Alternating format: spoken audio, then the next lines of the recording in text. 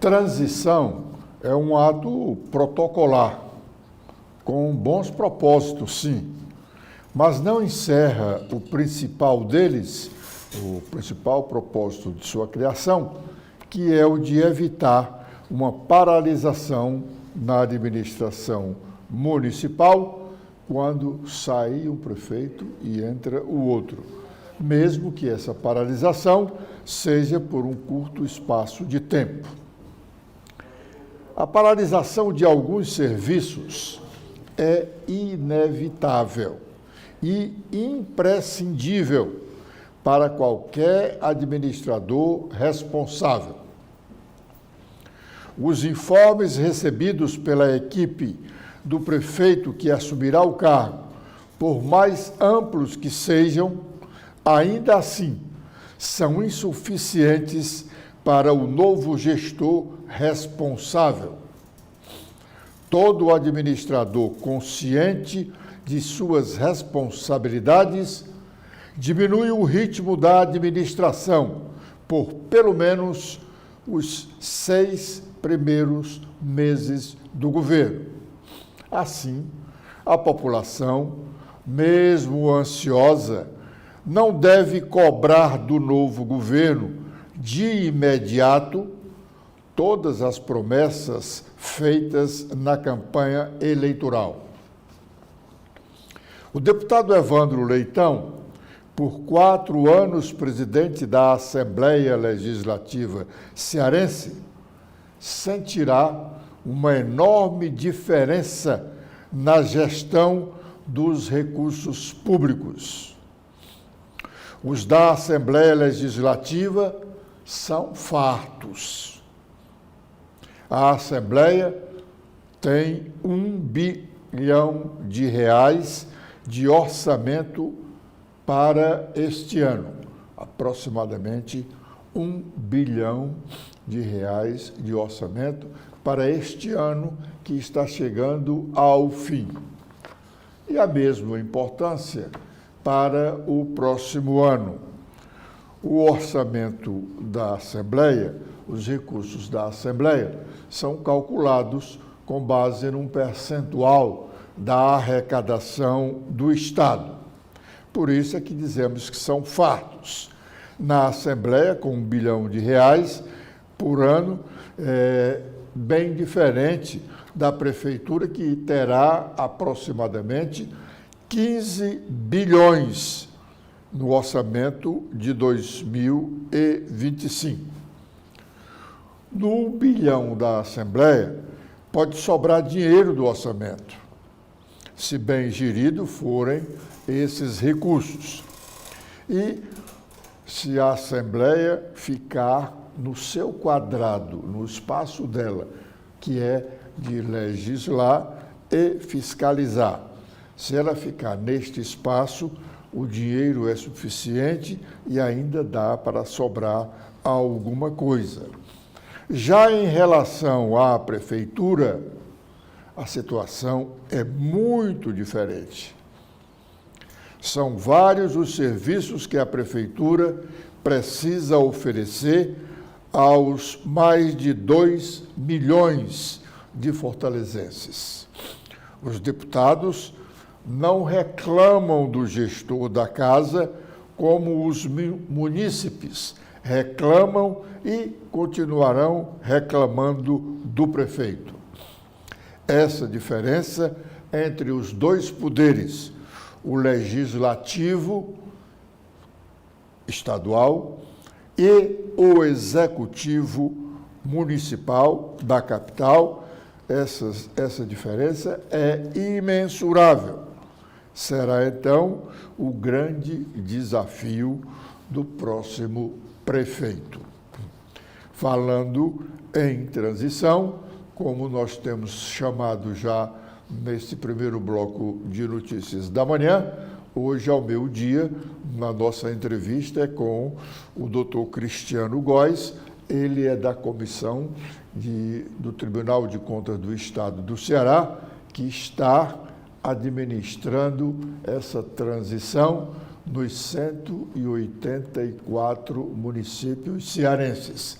A entrevista dele é muito esclarecedora, porque se alguém pensa que pode enganar o Tribunal de Contas, pode dar com os burros na água. O tribunal tem muitos e eficientes meios de fiscalização. O prefeito que está saindo pode até tentar enganar os representantes do prefeito que vai entrar nesse período de transição, mas ao fim do próximo mês ele terá que o Tribunal de Contas terá informações oficiais sobre os gastos, os recursos que tem a prefeitura ainda para o início da próxima administração, a situação dos contratos com empresas com relação a lixo, né, os gastos com combustível, enfim. O tribunal, diferentemente do extinto Tribunal de Contas dos Municípios, quando se começou esse trabalho de transição, naquela época, por conta das constantes notícias de desmonte em prefeituras cujo prefeito havia perdido a eleição. Hoje, o tribunal tem meios eficientes de fiscalização no final da gestão. Alguns candidatos, alguns deputados estaduais começaram a enxergar falhas no novo plenário da Assembleia Legislativa, além dos pontos que apresentamos ontem, quanto à saída de emergência do plenário. Uma das saídas pelos fundos do plenário, antes de ter sido concebida como realmente uma saída de emergência, foi, sem dúvida, mais uma saída de fuga para os deputados que querem se desvencilhar dos que lhes procuram na entrada do prédio. Agora, tanto os deputados podem entrar direto no plenário, entrando pela garagem do prédio, como podem, sem ser visto por ninguém, como podem sair do mesmo plenário sem ser visto por ninguém. Ele está no plenário, utiliza essa saída tida como de emergência e, de repente, está fora do prédio da Assembleia sem que ninguém os veja. E os eleitores que forem procurá-los vão ficar vendo navio. Também, alguns deputados questionavam ontem a troca da imagem do Cristo crucificado, que estava lá no plenário da Assembleia, como relatou o presidente da Casa, Evandro Leitão, antes de ontem, estava no plenário da Assembleia há 47 anos e essa imagem foi danificada pelo incêndio. Hoje ela está na parte que sobrou, na entrada, na antessala da entrada do plenário. Em seu lugar, colocaram uma outra imagem, a do Cristo ressuscitado. Não é uma imagem semelhante à anterior, que era a do Cristo crucificado, o que se vê em todas as igrejas católicas do Brasil. Alguns ajustes poderão ser feitos ainda no plenário para atender a algumas reclamações, inclusive quanto ao acabamento de algumas partes do novo plenário. Eu repito, mesmo assim, o plenário da Assembleia está bonito e imponente. O PDT, pelos exemplos que temos no Ceará, não tem perspectiva de tão cedo voltar a ser uma grande agremiação no nosso Estado, pois não tem perspectiva de governo. E só isso deixa um partido forte no Ceará. A perspectiva de governo faz com que qualquer agremiação seja forte no Ceará.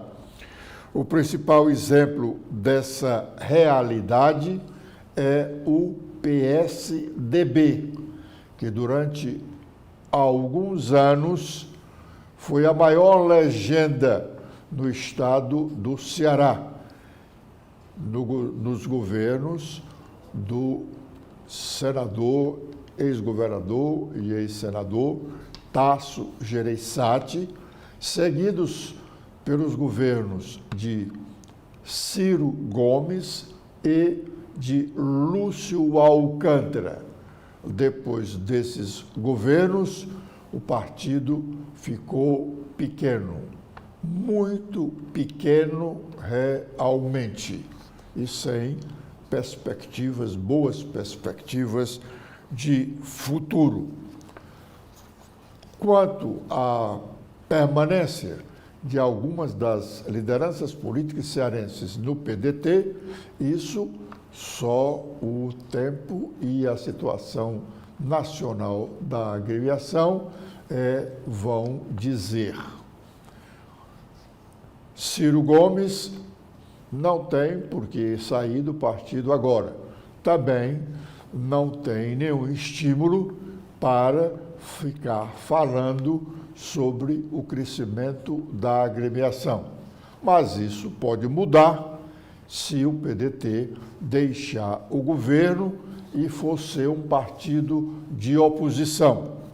Há essa perspectiva remota, mas há, porque recentemente o ministro da Previdência, Carlos Lupe, que é o presidente nacional da agremiação, embora esteja licenciado para exercer o cargo de ministro, ele disse que se o governo federal, nesse momento que precisa fazer cortes no orçamento para enquadrar o orçamento na realidade administrativa e política nacional. Se houver corte de recursos na Previdência, ele deixará o governo. E a Previdência está na mira de cortes, como assim está a educação e a saúde. Indo o PDT para a oposição, pode ser que alguns líderes do partido no Ceará continuem na agremiação até que 2026 esteja mais próximo e o limite de filiação partidária se aproxime, que será lá para abril de 2026, é que alguns poderão trocar de partido. O deputado Sargento Reginaldo denunciou ontem na tribuna da Assembleia que uma instituição periférica de Fortaleza perdeu todos os equipamentos que tinha ganho do programa Cozinha Solidária pelo fato de sua ligação dos integrantes dessa instituição periférica com o candidato a prefeito André Fernandes. Vamos ouvir o que disse o deputado Sargento Reginaldo.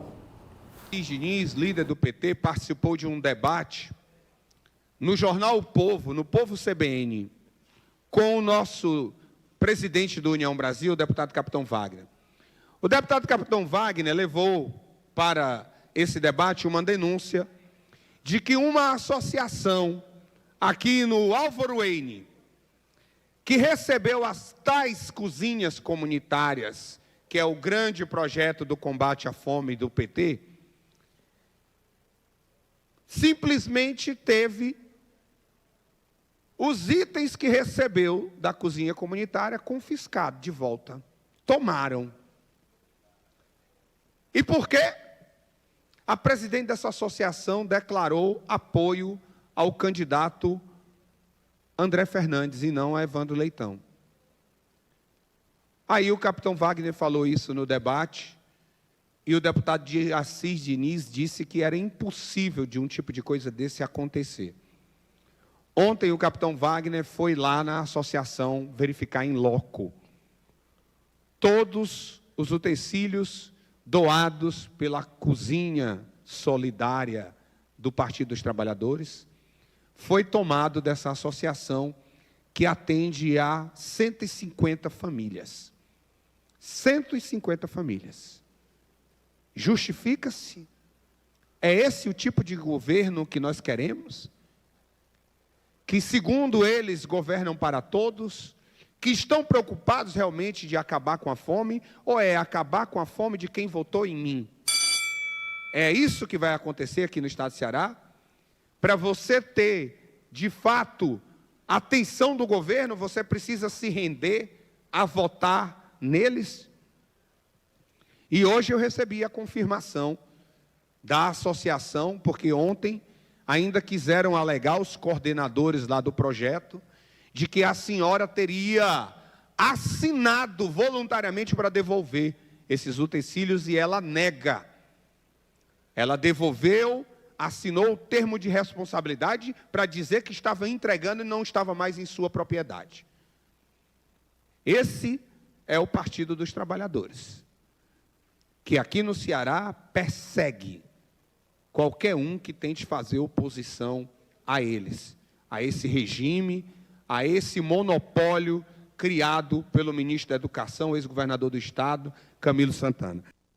Bom, imediatamente após essa fala do deputado Sargento Reginaldo, o deputado Assis Diniz, que é do PT, líder da bancada do partido na Assembleia, foi à tribuna, não negou que os equipamentos tenham sido retirados lá dessa instituição, mas disse que ela estava utilizando a cozinha solidária para fazer campanha eleitoral em favor do candidato André Fernandes e que o equipamento ia voltar, ou os equipamentos da cozinha solidária iam voltar para a mesma instituição ainda no decorrer deste mês. A deputada Silvana Oliveira reclamou em plenário na Assembleia ontem a falta de informações sobre a eleição para a nova mesa diretora daquela Casa Legislativa. Vamos ouvi-la. Nós, todos, deputados, não podemos saber notícias da condução de quem será o próximo presidente da casa apenas pela imprensa. Eu não cheguei a essa casa para acompanhar. Não faço política com rancor, não faço política implicando com ninguém, mas também não faço política acocorada. A mamãe disse, a mamãe chamava era de cócoras. Uma mulher de cócoras é a pior posição que uma mulher pode adotar. De cócoras, de joelho. Eu faço política da tribuna, faço política da minha cadeira, faço política desse microfone. Meu querido deputado Assis Diniz, olho para esse petista com muito gosto, com muito carinho, que Vossa Excelência me honra muito sempre que tem oportunidade. A nossa casa, que posso chamar, esta é a nossa casa, nós temos que conversar de sucessão da presidência, todos nós juntos, conversando, se é que é só com os líderes, ou de forma direta ou indireta. Mas a eleição desta casa não pode vir carimbada pelo poder executivo. E até que venha Mas se vier, ela tem que passar aqui, por esses membros, conversando com esses pares aqui, conversando com deputados e deputadas eleitos legitimamente para escolher o seu representante. E alguém, eu já fui do PMDB e na época eu tive um problema no PMDB, que queriam me expulsar, aquela coisa toda, e o pessoal de todo dia, deputado de Assis, eu vinha para a tribuna e metia sola. Aí perguntava, deputada, você não vai parar com isso? Aí, só vou parar quando resolver o problema. E enquanto não resolver o problema, essa crente sobe à tribuna todo dia.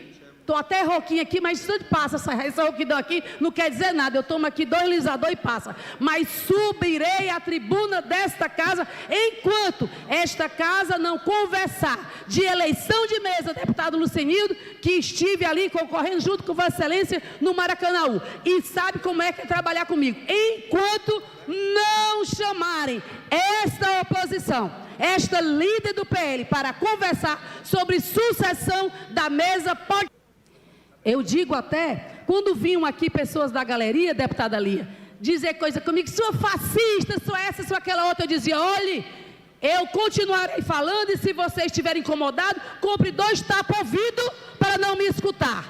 Então, algum deputado ou deputada que eu sei que aqui não existe, que se incomode com a posição dessa crente, com a voz dessa crente, compre 2 tapa-ouvido, taque aqui as rolhas no ouvido, porque eu estarei falando aqui todo o tempo que a mesa, essa casa, precisa respeitar todos os pares e nós é que temos que escolher quem será o próximo presidente ou a presidente desta casa, porque também pode ser uma mulher, viu? Ali naquela tribuna, que todo mundo fala de cota, diz daquilo outro, mas ninguém levanta o nome de uma mulher para assumir a tribuna desta casa. Me arrepiei, é porque tem confirmação do céu. É lindo uma mulher presidindo e digo, essa casa aqui, as diretoras são todas mulheres e são lindas, governam de forma esplêndida, mas essa casa ainda não teve uma presidente mulher. Bom, no legislativo brasileiro, costuma-se dizer que tem uma parte dos legisladores, vereadores, deputados estaduais, deputados federais, que são do baixo clero. Quando se diz que determinado deputado, vereador é do baixo clero, é porque ele não é chamado a discutir questões importantes. No caso da Assembleia Legislativa e em relação à eleição da mesa diretora da Casa, todos os 46 deputados são integrantes do baixo clero, porque pelo andar da carruagem, como das outras eleições para o comando do Legislativo, a chapa vem pronta do Executivo. A chapa vem pronta do Executivo. Quando alguém quer se rebelar, o Executivo reage contra esse rebelde. Não faz muito tempo que o Executivo, no governo de Camilo Santana, quando um pequeno grupo de deputados quis se rebelar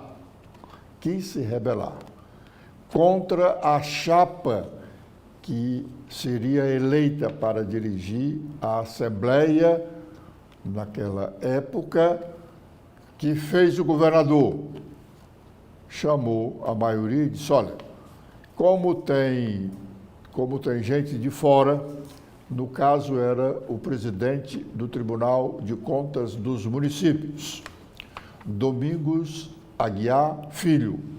Ele era presidente do Tribunal de Contas dos Municípios. Domingos já havia sido presidente da Assembleia Legislativa Cearense.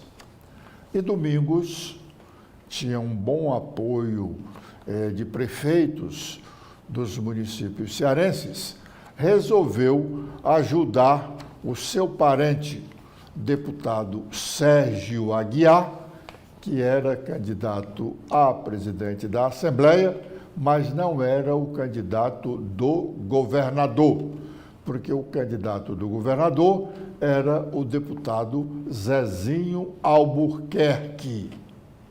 E foi eleito o deputado Zezinho Albuquerque e o Tribunal de Contas dos Municípios foi extinto para enfraquecer politicamente o então presidente daquela Corte de Contas Municipais, Domingos Filho. Aliás, por conta disso, desse episódio, que é muito lembrado, o deputado Fernando Hugo, que sabe ler, num evento do PSD, agora no final da campanha em Fortaleza, num evento do PSD, que havia indicado a candidata a vice do candidato Evandro Leitão, a deputada Gabriela Aguiar, filha do Domingos Aguiar. Então, nesse evento do PSD, com a presença do governador Elmano, do ex-governador e ministro da Educação, Camilo Santana, Fernando Hugo, repito, que sabe ler, trouxe uma palavra nova para o nosso dicionário. Como o ex-ministro Magre, lá do governo do Fernando Collor de Mello. Então, o Fernando Hugo disse, na presença do Camilo, que abraçava o Domingos Filho, disse que o Domingos Filho era um imorrível, deixando a entender para o Camilo que Camilo quis matá-lo, mas ele não morreu.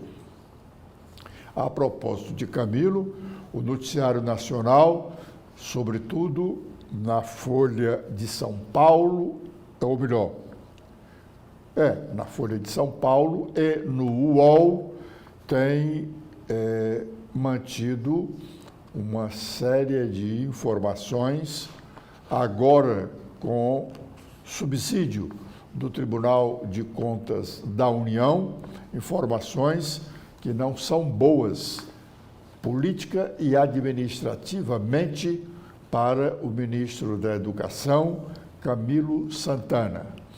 É uma conta que estava mantida em sigilo na Caixa Econômica Federal para pagamento de estudantes nesse programa Pé de Meia.